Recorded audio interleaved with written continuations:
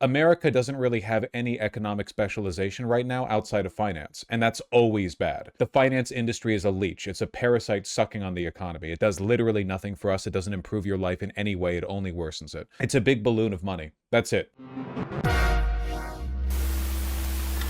Groceries is a business with pretty tight margins, Ashin. So when they're paying more in those extremely tight margins. That's the reason why when you make money these days, what you do is go to the stock market. You don't start a business. You know what kind of idiot you'd have to be to start? If you're interested in getting a better understanding of how fucked like actual, not just manufacturing, but like production in the United States is, there's a channel that I'm very fond of called the Iron Snail. Cool guy, likes clothing, likes vintage stuff, whatever else.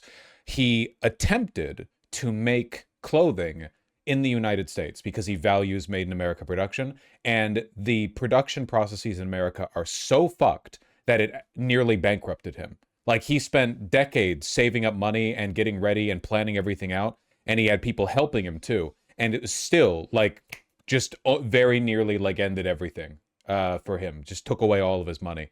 It's like a nightmare scenario. So just if you're ever wondering why America has shifted the way that it has, it's really, really, really worth understanding what the other side of overfinancialization looks like. The more of your economy is dedicated to financialization, the less money is running through actual industrial production or distribution, which means that even attempting to make money by making and selling things gets harder. It hollows everything else out. Like, this is the reason why it's so difficult to open up that cute bookstore / cafe you've always wanted to run, that you'd think you do a great job running, even though we all know that you guys would fold the second the first homeless man made his way into the bathroom and collapsed there. You don't understand how bad it gets just running things. I think it'd be really interesting to get like a comparison between what it takes to run a cafe in America versus what it takes to run a cafe in like Paris. Like, in terms of business costs, upkeep, rent, huge one, electricity, distribution, the supply lines, how many places they can source their goods from, stuff like that. I mean,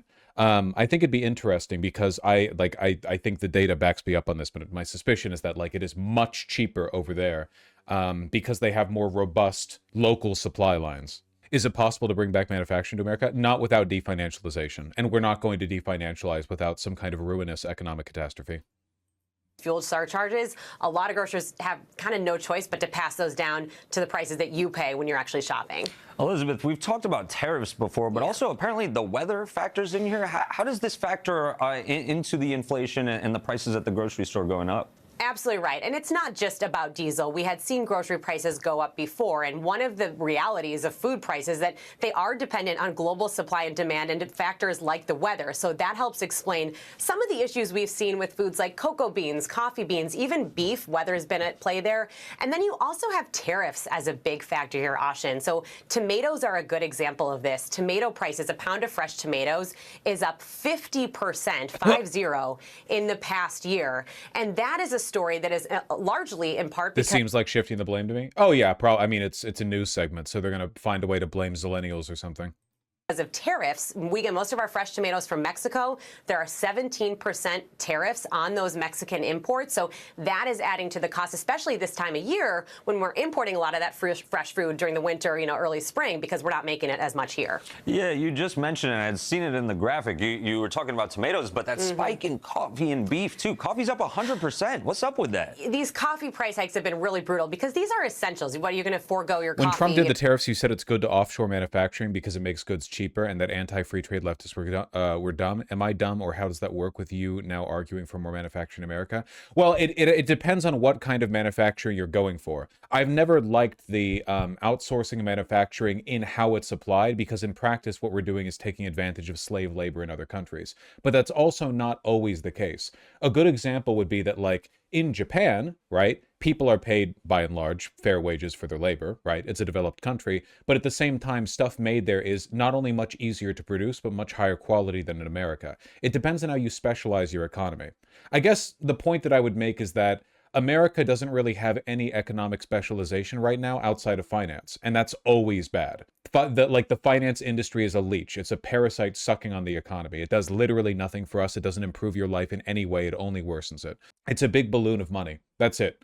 So if we wanted to focus on manufacturing, that is something we could do. There are bubbles of manufacturing output across the rest of the world that aren't necessarily reliant on slave labor, you know? There are places in Britain, France, Italy especially. I know the Baltic countries, for example, have some robust local industry that they've preserved in like post-Soviet times. Japan, of course, South Korea. There are developed countries out there that have like local bases of domestic manufacturing that are specialized. In America, we have those too. One big one, for example, one that we really have like almost like a monopoly on, are military and PNW boots. Again, specialized topic, but I know what I know. In America, we are very good at making leather boots. We are exceptionally good at it. Rugged, hard-wearing boots. That's because in America, we still have like bajillions of square miles of untamed outback that people often want to go to. As recently as the 1950s, we were still adding states to the Union. So we needed people with like explorer clothing, essentially, you know? It's not like Britain where everything's been tamed into, you know, grassland, like grazing land or whatever. So we make really good boots. The problem is that in America, people, you know, labor is more expensive. These boots are expensive, usually $600 to $1,500, depending on the quality where you get them from. Because of financialization, people don't have enough money to buy those. Because we have deferred we outsourced our manufacturing, you know, cheap crap overseas or whatever, people are just satisfied with cheaper, lower quality goods, and there's less money in the country for it. I guess what I'm saying is you have to have your cake or eat the cake. You have to pick your poison, you know? We can do domestic manufacturing, in which case stuff will be more expensive, but there will be more money circulating around. We can do foreign manufacturing, but if that's the case, we still need some kind of economic mobility in the country that allows money to move, to allow it to have velocity, so people are still getting paid enough that they can benefit from the higher quality production of manufacturing overseas or domestic. What we have right now is like a bastard system that benefits nobody other than a very elite core of speculative investors. You get what I mean? I guess what I should say is that I'm not fundamentally opposed to outsourcing. I think that it can possibly like be good or better. I don't think the United States is ever going to compete with Italy or Japan or France or Mexico in certain goods. And I think it's fine to rely on those countries for the high quality production of those goods, for their tooling, for their expertise. If I was going to like make a nice line of clothing to sell as like a merch accompaniment to the channel, because I would like to, it does sound fun, I would not rely on American manufacturing because it's shit here. We have bad tooling, bad processes, low expertise, and we have really bad like internal distribution mechanisms. I don't think there's anything morally wrong with buying stuff made in other countries. Ideally, the people making it should be paid a fair wage. Obviously, that is the ideal, you know? You know, people need these staples. We in the news business, we drink a lot of coffee, right? And so I think this is a place where people have really seen it go off. That is a tariff story that similar with beef. You know, we're going into the barbecue season. You see those all do. They're regular t-shirt blanks. I mean, I'd get the blanks from somewhere else. Portugal has a good fashion industry, I've heard. Yes, they do.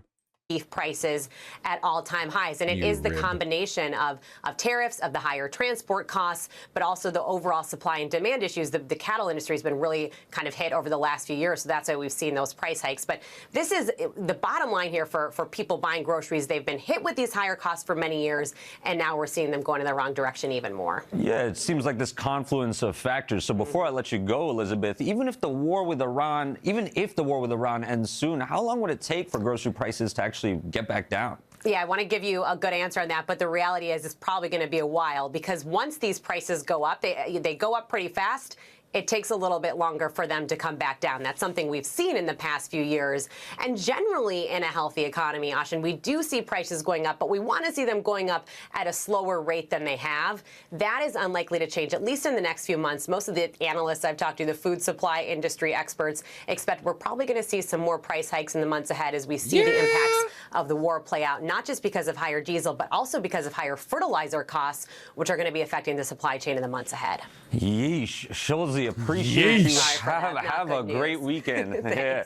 Let's get to Phil Lempert. He's the editor at the Lempert Report and has some tips for how you can save on your groceries. Phil, thanks so much for being here. You're an expert in all of this. Why are some items at the grocery store hit harder than others when it comes to the cost? Well, as Elizabeth pointed Jeez out, Louise. trucking is a major factor. And keep in mind, any fresh foods, they're in refrigerated trucks, and they have two diesel engines, so they use even more fuel. So anything fresh is going to go up even more. What really upsets me is how the government basically made it expensive and impractical to make or import small cars. This is a perfect example, right? The United States government made a bunch of sacrifices to protect the domestic production of cars because our local car industry is very big and it employed a lot of people, right? The problem is that those car companies, Ford, whatever, are uninterested in making a good product. They just hate you. They hate you and want you to die. So they make shit-ass, low-quality, overpriced, gigantic cars that mulch children, and they do it because they worship Satan. But because the US government is protecting these bad business practices, it's incredibly difficult to import a smaller, cheaper, more sensible, better-made car from overseas. Some car companies are allowed to. We get cars from Japan, but not all. Can't get any from China, coincidentally. And it's harder to get EVs over here. Sometimes Japanese, there are cars Toyota makes, they won't even sell over here, Sometimes it's because they're not allowed to. It's really bad. We're getting the worst of both worlds, Why can't we make small cars in America?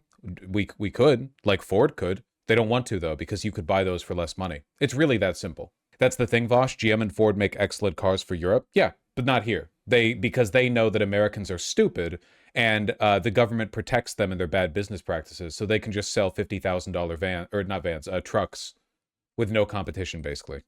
We've seen it this past month. A lot of fruits, a lot of vegetables are up. In fact, if we take a look at fresh vegetables year over year, that's up about 12%. Phil, before we get into the tips, I've got a question for you because this has been a massive search for us. People are wondering, what is shrinkflation? Is that what we're seeing when it comes to groceries? Well, basically what shrinkflation is, it's a ripoff. Basically what we've seen since the pandemic is a lot of these companies, rather than increasing their prices or taking as much of an increase as they want, they're reducing the amount of product that's in the package. Now, some of it is legit, some of it's not. So, for example, one of the first companies that did it was PepsiCo with Frito-Lay, and they announced that they were going to have 7 less chips in a bag of Doritos. They were upfront about it. But then same company, Gatorade, what they did is they went into a smaller bottle. The bottle is the same height, but just the indentation in the bottom is deeper so that they could put less products in it. So it's basically ripping us off and either paying the same price or even a higher price for it. Here I was holding my Gatorade thinking that I'd just gotten bigger, but I guess not. So, Phil, what can people this guy's got all the silly little quips. I don't know. I kind of like him. He's a little do to save goofy money? Goober. Well, first of all, have a shopping list. We spend, if we don't have a shopping list, about 20% more on impulse items as we walk up and down the store. That's number one. Number two, don't follow I really can't stand getting advice on personal consumer practice from suits on TV, but it is sort of the same as what I would say, right? I'd say rice and beans all the time. I'm not saying it in a way that implies it's not the fault of the global economy, but he's also completely correct, yeah. 100 years ago when you went to the grocery store, what were you getting? I don't know, a bushel of apples, some flour, eggs, butter, whatever else. You should probably be approaching shopping much the same way. It's probably a good idea to learn a little bit more about how to cook and not rely too much on just frozen meals, which are so expensive, or the pre-boxed processed foods, just too pricey. If you have a couple that you really go for, then go for it. You can't make everything at home, but path that they want you to. Don't walk into the store in the produce department. That's like aromatherapy. It puts us in a good mood with all those great colors and all those great aromas. Wear horse blinders when you go in the grocery store, like those headpieces that do this to you. We'll spend more. So that's two things. Number one is also make sure that you have make sure that what you're doing is you're shopping around the store. There's different products in different parts of the store with different prices. So, for example, there's a standard of identity for New York State sharp cheddar cheese. You can get it in the dairy case, you can get it in the deli case, or you can get it on the cheese table. Go for the dairy case with that ugly packaging, and it's the same exact product, but you'll save about 30%. Same thing with seafood. If you like seafood, you typically will go to the seafood counter, see all that great seafood that's out there. He sounds like somebody who's gone grocery shopping for the first time a month ago. In fairness, a lot of people in our country are very stupid. So I don't know. Maybe this helps somebody. Well, look at the signs carefully, and a lot of it'll say previously frozen.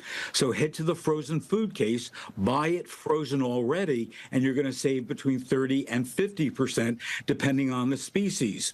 Also, store brands. We're seeing a lot of activity on store brands since the pandemic. The quality has risen significantly, and also you're going to save between 10 and 20%. And what we've all shop at Gas Costco. prices are climbing. That's the real again. trick they don't want you to know. Bad timing, of course, as we head toward Memorial Day weekend. And concerns are growing that supply could also tighten just as holiday per gallon could. That's right. And you ask drivers about gas prices, and frankly, the answer doesn't require much thought. Every driver we spoke with said that the prices are just too high. But oil industry experts say unless something changes drastically with the Iran war, we could expect those prices to keep climbing. Chat The alert. tipping point. For Tony, it's coming up soon. I think the tipping point's going to be this coming week when I'm driving my RV. Where are you going? We're going all the way up to Washington. Maybe not a chud. And so to fill it up, it's going to be a lot.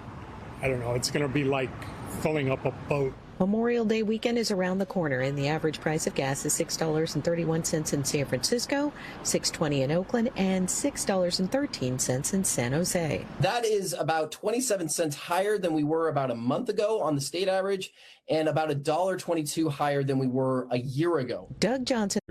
They're not even planting rice in Thailand. Yeah, we saw this. Soon it's just going to be beans. Do you think Americans are stupider than other similarly developed Western nations? Yeah, I think that's like on paper, you know? I think that's demonstrated. If so, why? Like, legitimately, just read up any testimonials from any teachers in the United States. Our education system is bad structurally, and a bunch of additional factors like, say, COVID. I mean, the pressure on the industry is just overwhelming, and as a consequence, everything we heard about with regard to it being bad, it's gotten so much worse. So bad.